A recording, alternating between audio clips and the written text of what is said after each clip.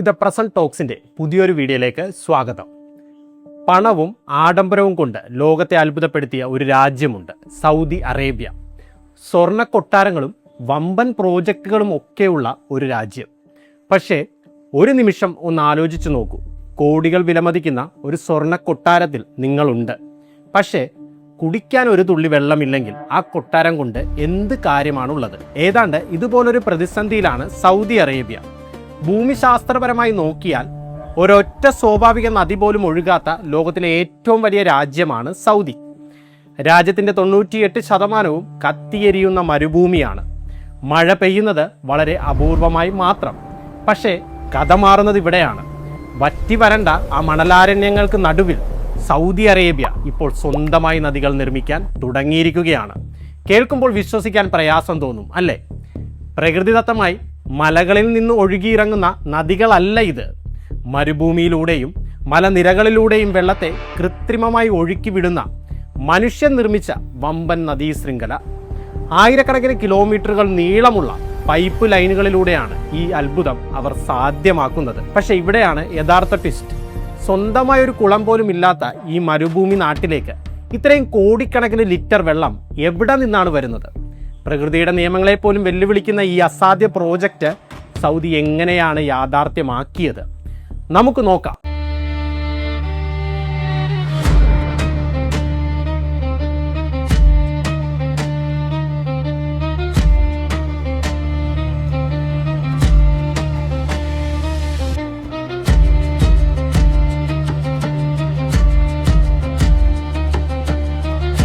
നമുക്കറിയാം, സൗദിയിലെ കാലാവസ്ഥ ഭയങ്കര ചൂടുള്ളതാണ്.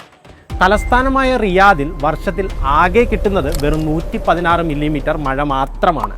അതേസമയം 1950-ൽ വെറും 30 ലക്ഷം മാത്രം ഉണ്ടായിരുന്ന സൗദിയിലെ ജനസംഖ്യ ഇന്ന് 3,60,00,000 മുകളിലേക്ക് കുതിച്ചുയർന്നു കഴിഞ്ഞു. ജനങ്ങൾ കൂടിയപ്പോൾ വെള്ളത്തിൻ്റെ ആവശ്യവും പല മടങ്ങായി.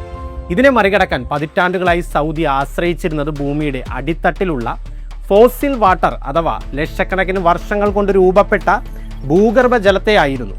എന്നാൽ ഒരിക്കൽ തീർന്നാൽ പിന്നെ തിരിച്ചു കിട്ടാത്ത ഒന്നായിരുന്നു ആ നിധി. ഒരു ഘട്ടത്തിൽ സൗദിയിലെ 70% വെള്ളത്തിൻ്റെ ആവശ്യങ്ങൾ നടന്നിരുന്നത് ഈ ഭൂഗർഭജലം വഴിയായിരുന്നു. പക്ഷേ അളവില്ലാതെ എടുത്താൽ അമൃതും വിഷമല്ലേ? അമേരിക്കൻ ബഹിരാകാശ ഏജൻസിയായ നാസയുടെ ഉപഗ്രഹങ്ങൾ നൽകിയ വിവരം കേട്ട് സൗദി ഭരണകൂടം പോലും ഒന്ന് ഞെട്ടി.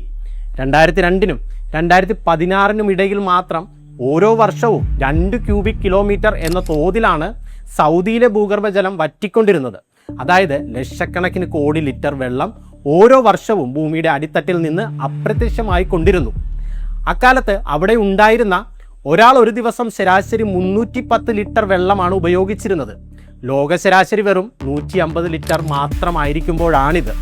ലളിതമായി പറഞ്ഞാൽ ഒരിക്കലും റീചാർജ് ചെയ്യാൻ പറ്റാത്ത ഒരു ഫോൺ ബാറ്ററിയുടെ ചാർജ് മുഴുവൻ നമ്മൾ ദൂർത്തടിച്ച് തീർക്കുന്നത് പോലെയായിരുന്നു അത്. ഈ പ്രതിസന്ധി ഇരട്ടിയാകാൻ മറ്റൊരു കാരണം കൂടി ഉണ്ടായിരുന്നു. 1970-കളിൽ സൗദി സർക്കാർ കൊണ്ടുവന്ന ഒരു കാർഷിക വിപ്ലവം. ഭക്ഷണത്തിനായി മറ്റ് രാജ്യങ്ങളെ ആശ്രയിക്കുന്നത് കുറയ്ക്കാൻ അവർ മരുഭൂമിയിൽ വൻതോതിൽ ഗോതമ്പ് കൃഷി ചെയ്യാൻ തുടങ്ങി. കേൾക്കുമ്പോൾ നല്ല കാര്യമായി തോന്നുമെങ്കിലും വെള്ളത്തിൻ്റെ കാര്യത്തിൽ അതൊരു വൻ ദുരന്തമായി മാറി. സർക്കാർ സബ്സിഡികൾ നൽകി പ്രോത്സാഹിപ്പിച്ചതോടെ കർഷകർ മരുഭൂമി പാടങ്ങളാക്കി മാറ്റി. ഫലം എന്തായിരുന്നു എന്നറിയാമോ? 2003 ആയപ്പോഴേക്കും രാജ്യത്തെ ആകെ വെള്ളത്തിൻ്റെ 85% കൃഷിക്ക് വേണ്ടി മാത്രം തീർന്നുപോയി. ഭൂഗർഭജലം അതിവേഗം വറ്റിയതോടെ ഒടുവിൽ ഗോതമ്പ് കൃഷി പ്ലാനുകൾ സൗദിക്ക് നിർത്തിവെക്കേണ്ടി വന്നു. അവിടെയുള്ള ബാക്കി വെള്ളം ഇനി അടിയന്തര ഘട്ടങ്ങളിൽ മാത്രം ഉപയോഗിക്കാമെന്ന് സൗദി അധികൃതർ തീരുമാനിച്ചു. പക്ഷേ ഭൂമിയുടെ അടിയിലെ വെള്ളവും തീർന്നു. ആകാശത്ത് നിന്ന് മഴയും പെയ്യുന്നില്ല. പിന്നെ സൗദി എന്ത് ചെയ്യും? അവിടെയാണ് ലോകത്തെ തന്നെ അത്ഭുതപ്പെടുത്തിയ ആ വമ്പൻ എഞ്ചിനീയറിംഗ് പ്രോജക്റ്റ് പിറക്കുന്നത്. മരുഭൂമിയിലെ കൃത്രിമ നദീ ശൃംഖല, ആർട്ടിഫിഷ്യൽ റിവർ നെറ്റ്വർക്ക്. ഏതാണ്ട് 12,000 കിലോമീറ്ററിലധികം നീളത്തിൽ മരുഭൂമിക്കടിയിലൂടെ പടർന്നു കിടക്കുന്ന ഭൂമിയിലെ തന്നെ ഏറ്റവും വലിയ ശുദ്ധജല ശൃംഖലകളിൽ ഒന്നാണിത്.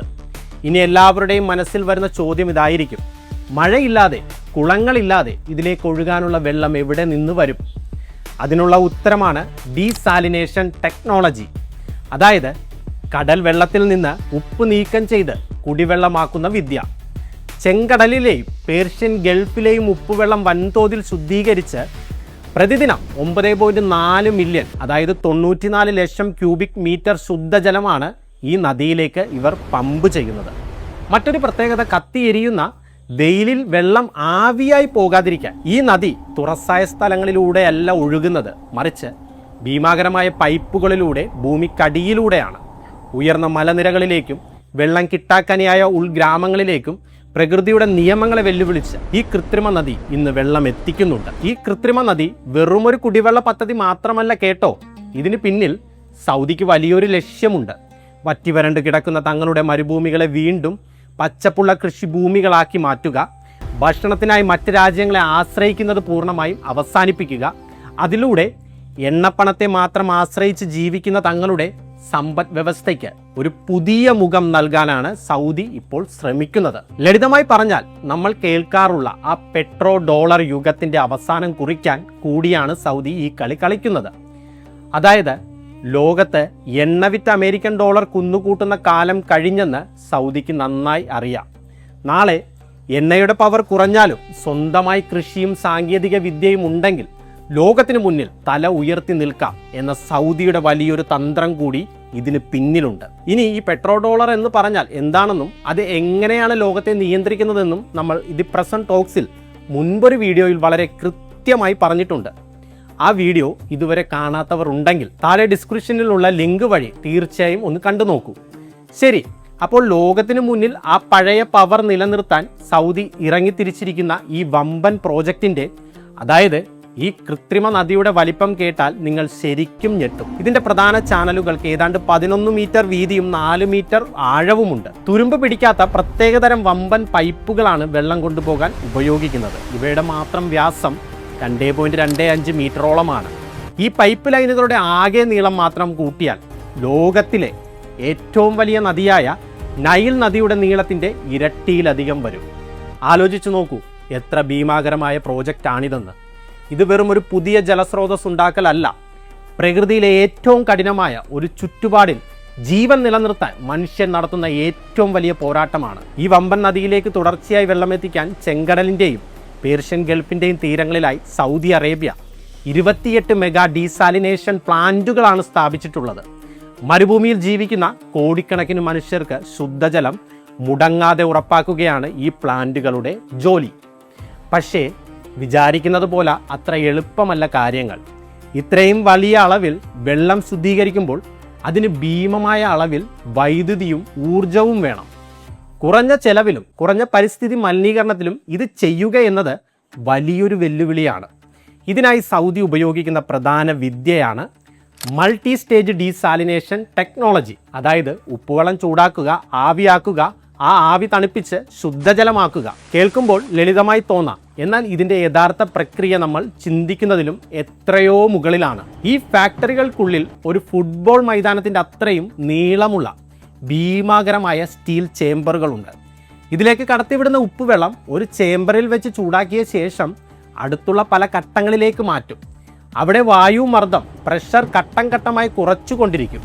ലളിതമായി പറഞ്ഞാൽ നമ്മൾ ഉയർന്ന മലമുകളിലൊക്കെ പോയി ചായ വെക്കാൻ നോക്കിയാൽ സാധാരണയേക്കാൾ വളരെ കുറഞ്ഞ ചൂടിൽ തന്നെ വെള്ളം തിളച്ചു മറിയും. കാരണം അവിടെ വായുമർദ്ദം കുറവാണ്. ഇതേ ബുദ്ധി തന്നെയാണ് സൗദിയും ഇവിടെ ഉപയോഗിക്കുന്നത്. അങ്ങനെ മർദ്ദം കുറയ്ക്കുമ്പോൾ വെള്ളം ഭയങ്കരമായി ചൂടാകാതെ തന്നെ വളരെ കുറഞ്ഞ ചൂടിൽ അതിവേഗം ആവിയായി മാറും. ഈ ആവിയെ പ്രത്യേകമായി ശേഖരിച്ച് തണുപ്പിച്ചാണ് അവർ കുടിക്കാനുള്ള പ്യുവർ വാട്ടർ ആക്കി മാറ്റുന്നത്. ഈ സിസ്റ്റത്തിൻ്റെ ഏറ്റവും വലിയ ഗുണം എന്തെന്നാൽ വളരെ വലിയ തോതിൽ ഇതിന് പ്രവർത്തിക്കാൻ കഴിയും എന്നതാണ്. അതുമാത്രമല്ല, വെള്ളം ചൂടാക്കുമ്പോൾ ബാക്കി വരുന്ന ആവി ഉപയോഗിച്ച് അവർ വമ്പൻ ടർബൈനുകൾ കറക്കി വൈദ്യുതി ഉണ്ടാക്കുന്നുണ്ട്. അതായത് ചൂടാക്കാൻ ഉപയോഗിച്ച ഊർജത്തിൻ്റെ ഒരു ഭാഗം അവർ തിരിച്ചു പിടിക്കുന്നു എന്ന് ചുരുക്കം. ഇനി ഈ ആവിയാക്കുന്ന പരിപാടിക്ക് പുറമെ സൗദി ഇപ്പോൾ അതിവേഗം വളർത്തിക്കൊണ്ടുവരുന്ന മറ്റൊരു അത്ഭുത സാങ്കേതിക വിദ്യയുണ്ട്, റിവേഴ്സ് ഓസ്മോസിസ് അഥവാ RO സിസ്റ്റം. നമ്മുടെ ജീവകോശങ്ങളിൽ നടക്കുന്ന ചില പ്രകൃതിദത്ത പ്രക്രിയകളിൽ നിന്നാണ് മനുഷ്യൻ ഈ ബുദ്ധി കടമെടുത്തത്. ഇതിൽ കടൽ വെള്ളത്തെ വളരെ ഉയർന്ന മർദ്ദത്തിൽ, അതായത് ഹൈ പ്രഷറിൽ അതിസൂക്ഷ്മമായ സുഷിരങ്ങളുള്ള വമ്പൻ മെംബ്രെയിനുകളിലൂടെ കടത്തിവിടുന്നു. ഇതിലെ ദ്വാരങ്ങൾ എത്രത്തോളം ചെറുതാണെന്ന് അറിയാമോ? നഗ്ന നേത്രങ്ങൾ കൊണ്ട് കാണാൻ കഴിയാത്ത ഒരു വൈറസിന് പോലും ഇതിലൂടെ കടന്നു പോകാൻ കഴിയില്ല. ഈ ഫിൽട്രേഷൻ വഴി കടൽ വെള്ളത്തിലെ 99% ഉപ്പും മിനറലുകളും നീക്കം ചെയ്യപ്പെടുകയും കുടിക്കാൻ പാകത്തിലുള്ള പ്യുവർ വാട്ടർ പുറത്തേക്ക് വരികയും ചെയ്യും. ഇതിൻ്റെ ഏറ്റവും വലിയ പവർ ഇതിൻ്റെ ഊർജ്ജക്ഷമതയാണ്. ഇന്നത്തെ ഏറ്റവും ആധുനികമായ പ്ലാന്റുകളിൽ വെറും 2.8 കിലോവാട്ട് വൈദ്യുതി ഉപയോഗിച്ച് 1000 ലിറ്റർ കുടിവെള്ളം ഉണ്ടാക്കാൻ കഴിയും. ലളിതമായി പറഞ്ഞാൽ നമ്മുടെ വീട്ടിലെ ഒരു സാധാരണ വാട്ടർ പമ്പ് പ്രവർത്തിപ്പിക്കുന്ന അത്രയും കുറഞ്ഞ കറണ്ട് മാത്രം. ഇന്ന് സൗദി അറേബ്യയിലെ വെള്ളത്തിൻ്റെ ആവശ്യങ്ങളിൽ 66% നടക്കുന്നത് ഈ ഡീസാലിനേഷൻ വഴിയാണ്. ഇതുകൂടാതെ മഴവെള്ളം സംഭരിക്കാനായി രാജ്യം 500-ലധികം ഡാമുകളും പണിതുയർത്തിയിട്ടുണ്ട്. ഇവയെല്ലാം കൂടി ഏതാണ്ട് 200 കോടി ക്യൂബിക് മീറ്റർ വെള്ളം സൂക്ഷിക്കാൻ കഴിയും. ഉദാഹരണത്തിന് സൗദിയിലെ ഏറ്റവും വലിയ ഡാമായ കിങ് ഫഹദ് ഡാമിൻ്റെ മാത്രം സംഭരണശേഷി 32.5 കോടി ക്യൂബിക് മീറ്ററാണ്. ഇത് ലിറ്ററിലേക്ക് മാറ്റി പറഞ്ഞാൽ നിങ്ങൾക്ക് ഇതിൻ്റെ വലിപ്പം കൃത്യമായി മനസ്സിലാവും. ഏതാണ്ട് 32,500 കോടി ലിറ്റർ വെള്ളം. ആലോചിച്ച് നോക്കൂ, ഒരൊറ്റ ഡാമിൽ മാത്രം 32,500 കോടി ലിറ്റർ വെള്ളം. ഈ ഡാമുകൾ കോടിക്കണക്കിന് ആളുകൾക്ക് കുടിവെള്ളം നൽകുക മാത്രമല്ല, കൃഷിയെ സഹായിക്കുകയും ഭൂമിക്കടിയിലെ വറ്റി വരണ്ട ഉറവകളെ വീണ്ടും ജീവിപ്പിക്കുകയും ചെയ്യുന്നുണ്ട്. പക്ഷേ കഥ ഇവിടെയും തീരുന്നില്ല. കേൾക്കുമ്പോൾ ഇത്രയും വലിയ അത്ഭുതമായി തോന്നുന്ന ഈ പ്രോജക്റ്റിന് ഭയങ്കരമായ മറ്റൊരു ഇരുണ്ട വശം കൂടിയുണ്ട്. ഇത്രയും കോടിക്കണക്കിന് ലിറ്റർ വെള്ളം കടലിൽ നിന്ന് വേർതിരിച്ചെടുക്കുമ്പോൾ അതിന് പിന്നിൽ ഭീമാകരമായ അളവിൽ ഉപ്പ് അവശേഷിക്കും. സാധാരണ 1 ലിറ്റർ കടൽ വെള്ളത്തിൽ 35 ഗ്രാം ഉപ്പുണ്ടാകും. അപ്പോൾ ദിവസവും കോടിക്കണക്കിന് ലിറ്റർ വെള്ളം ശുദ്ധീകരിക്കുമ്പോൾ ബാക്കി വരുന്നത് ലക്ഷക്കണക്കിന് ടൺ കട്ടിയേറിയ ഉപ്പുവെള്ളമാണ്. ഇതിനെ ബ്രൈൻ എന്ന് വിളിക്കുന്നു. ഇത് ഭൂരിഭാഗവും തിരിച്ച് കടലിലേക്ക് തന്നെയാണ് ഒഴുക്കിവിടുന്നത്. പക്ഷേ ഒരൊറ്റ സ്ഥലത്തേക്ക് ഇത്രയും കട്ടിയുള്ള ഉപ്പുവെള്ളം വൻതോതിൽ തള്ളിയാൽ എന്ത് സംഭവിക്കും? അത് കടലിലെ ജീവജാലങ്ങളെ ദോഷകരമായി ബാധിക്കും. ചെങ്കടലിൻ്റെ ചില ഭാഗങ്ങളിൽ പവിഴപ്പുറ്റുകൾ കൂട്ടത്തോടെ ചത്തുപൊങ്ങുന്ന ഡെഡ് സോണുകൾ ശാസ്ത്രജ്ഞർ ഇപ്പോൾ കണ്ടെത്തി കഴിഞ്ഞു. കടൽ വെള്ളത്തിൻ്റെ ചൂടും ഉപ്പിൻ്റെ അളവും അമിതമായി കൂടുന്നത് കടൽ ജീവികൾക്ക് ജീവിക്കാൻ പറ്റാത്ത സാഹചര്യം ഉണ്ടാക്കുന്നു. ഈ പരിസ്ഥിതി പ്രശ്നം മറികടക്കാൻ സൗദി ഇപ്പോൾ ഒരു പുതിയ വഴി കണ്ടുപിടിച്ചിട്ടുണ്ട്. Deep sea multi diffuser system. അതായത് ഈ കട്ടിയുള്ള ഉപ്പുവെള്ളം ഒരൊറ്റ സ്ഥലത്ത് നിക്ഷേപിക്കാതെ കടലിൻ്റെ ആഴങ്ങളിലുള്ള പല പല പോയിന്റുകളിലൂടെ വിതരണം ചെയ്യും. അങ്ങനെ ചെയ്യുമ്പോൾ ഉപ്പിൻ്റെ സാന്ദ്രത പെട്ടെന്ന് കുറയുകയും കടലിൽ ജീവികൾക്കുണ്ടാകുന്ന അപകടം ഒരു പരിധിവരെ ഇല്ലാതാവുകയും ചെയ്യും. പക്ഷേ ഇവിടെയാണ് സൗദിയുടെ അടുത്ത ബുദ്ധി. കടൽ ജീവികളെ രക്ഷിക്കാൻ ഈ ഉപ്പുവെള്ളം പലയിടത്തായി വിതരണം ചെയ്യുന്നുണ്ടെന്ന് കരുതി കോടിക്കണക്കിന് രൂപ വിലമതിക്കുന്ന ഈ വസ്തു കൂടിയായ ബ്രൈൻ വെറുമൊരു മലിനീകരണമായി കളയാൻ സൗദി തയ്യാറല്ലായിരുന്നു. അവരതിനെ ഒരു ലോട്ടറിയാക്കി മാറ്റാൻ തീരുമാനിച്ചു. അതിനായി അവർ കണ്ടെത്തിയ പുതിയ വഴിയാണ് ബ്രൈൻ മൈനിങ്. അതായത് ഈ അവശേഷിക്കുന്ന ഉപ്പുവെള്ളത്തിൽ നിന്ന് മഗ്നീഷ്യം, പൊട്ടാസ്യം പോലുള്ള വളരെ വിലപിടിപ്പുള്ള മിനറലുകളും മറ്റ് അപൂർവ മൂലകങ്ങളും വേർതിരിച്ചെടുക്കുക. ഇതിലൂടെ പരിസ്ഥിതി മലിനീകരണം ഇല്ലാതാകുമെന്ന് മാത്രമല്ല, വ്യവസായങ്ങൾക്ക് ആവശ്യമായ വൻ വരുമാന മാർഗമായി ഈ മാലിന്യം മാറുകയും ചെയ്യും. ആലോചിച്ച് നോക്കൂ, എന്തൊരു ബുദ്ധിപരമായ നീക്കമാണിത്. ലോകം മുഴുവൻ ഇതൊരു വലിയ പരിസ്ഥിതി പ്രശ്നമായി കണ്ട് തല പുകച്ചപ്പോൾ സൗദി അതിനെ തങ്ങളുടെ അടുത്ത ബിസിനസ് മോഡലാക്കി മാറ്റി. പ്രതിസന്ധികളെ പോലും പണമാക്കി മാറ്റുന്ന സൗദിയുടെ ഈയൊരു ദീർഘവീക്ഷണമാണ് അവരെ മറ്റുള്ളവരിൽ നിന്ന് വ്യത്യസ്തരാക്കുന്നത്. ഈയൊരു കഠിനാധ്വാനത്തിൻ്റെ ഫലം കൂടിയാണ് ഇന്ന് നമ്മൾ കാണുന്ന ഈ വലിയ നേട്ടം. അതെ, ഇന്ന് ലോകത്തിൽ ഏറ്റവും കൂടുതൽ കടൽ വെള്ളം ശുദ്ധീകരിക്കുന്ന 1ാമത്തെ രാജ്യമാണ് സൗദി അറേബ്യ. ഇവരുടെ ഈ ഭീമാകരമായ പൈപ്പ് ലൈൻ ശൃംഖല ഭൂമിയിൽ ഇന്നേ വരെ മനുഷ്യൻ നിർമ്മിച്ചതിൽ വെച്ച് ഏറ്റവും വലിയ ജലവിതരണ ശൃംഖലയായി ഗിന്നസ് വേൾഡ് റെക്കോർഡിൽ ഇടം നേടിയിട്ടുണ്ട്. ഇതിൻ്റെ വികസനം ഇപ്പോഴും അതിവേഗം തുടരുകയാണ്. സൗദി രാജകുമാരൻ മുഹമ്മദ് ബിൻ സൽമാൻ്റെ വമ്പൻ പദ്ധതിയായ വിഷൻ 2030 വരും വർഷങ്ങളിൽ രാജ്യത്തിൻ്റെ മുഴുവൻ ജല ആവശ്യങ്ങളും ഇത്തരം അത്യാധുനിക ഡീസാലിനേഷൻ വഴിയും കൃത്രിമ നദി വഴിയും മാത്രമായി മാറ്റാനാണ് സൗദി ലക്ഷ്യമിടുന്നത്.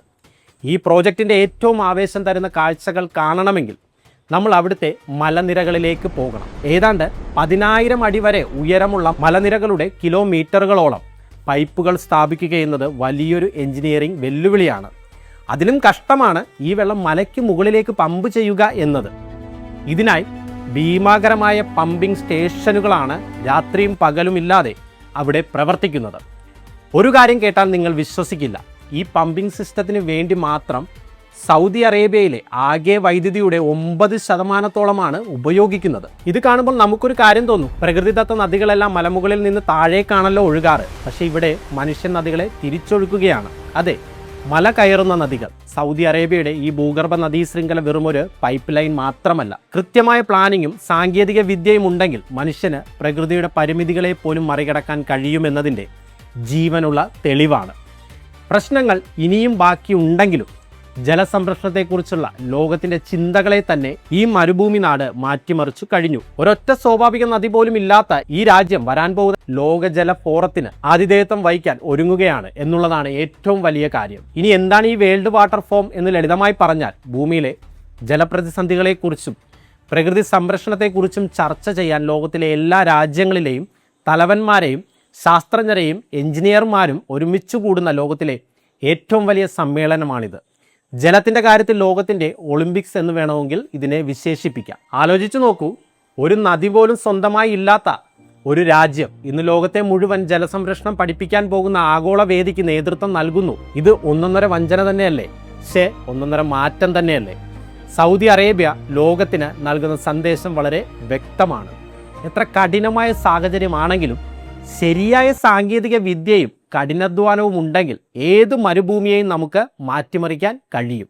സൗദി അറേബ്യയുടെ ഈ വമ്പൻ പ്രോജക്റ്റിനെ കുറിച്ചും മല കയറുന്ന ഈ കൃത്രിമ നദികളെക്കുറിച്ചും നിങ്ങൾ എന്താണ് ചിന്തിക്കുന്നത്? നിങ്ങളുടെ അഭിപ്രായങ്ങൾ താഴെ തീർച്ചയായും കമൻറ്റ് ചെയ്യുമല്ലോ. ലോകത്തെ മാറ്റിമറിക്കുന്ന ഇതുപോലുള്ള വമ്പൻ ബിസിനസ് മോഡലുകളും ചരിത്രവും ജിയോ പൊളിറ്റിക്കൽ രഹസ്യങ്ങളും ലളിതമായി മനസ്സിലാക്കാൻ താല്പര്യമുണ്ടെങ്കിൽ ഒട്ടും മടിക്കേണ്ട. ഇപ്പോൾ തന്നെ നമ്മുടെ ചാനലായ ദ പ്രസന്റ് ടോക്സ് സബ്സ്ക്രൈബ് ചെയ്യൂ. ആ ബെല്ലൈക്കൺ കൂടി ഒന്ന് അമർത്തിയേക്കൂ. നിങ്ങളുടെ കൂട്ടുകാർക്കും ഈ അറിവ് ഷെയർ ചെയ്യാൻ മറക്കരുത്.